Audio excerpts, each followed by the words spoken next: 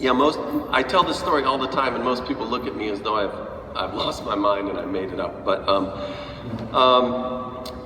Cookie Monster was a 7-foot alligator that Brant, Ellen, Nova, and I grew up with. My father had a snake hunting buddy, as everyone does, named Okefenokee Joe, who took us alligator hunting in South Carolina in the early 70s. Okefenokee Joe was missing several fingers from venomous snake bites. Brand and I tagged along to learn how to capture alligators. Basically, to catch live alligators, what you do is you go out in a john boat at night with a flashlight and look for the reflection of alligator eyes in the water that are sitting on the surface.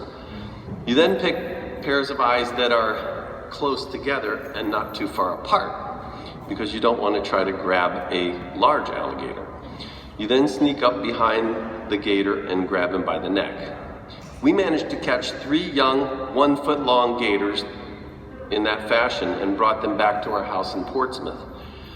2 of the gators did not survive, but one of them thrived in our 1-acre pond in the backyard.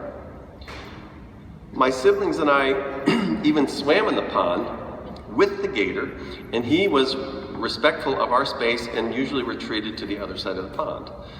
The alligator had a penchant for Oreo cookies, and he was therefore named Cookie Monster.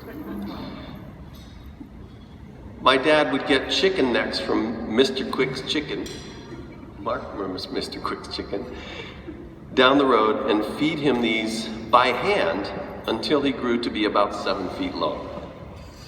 Unfortunately, Cookie Monster began crawling out of the pond and into the Elizabeth River and started visiting some of the neighbors who did not appreciate his visits.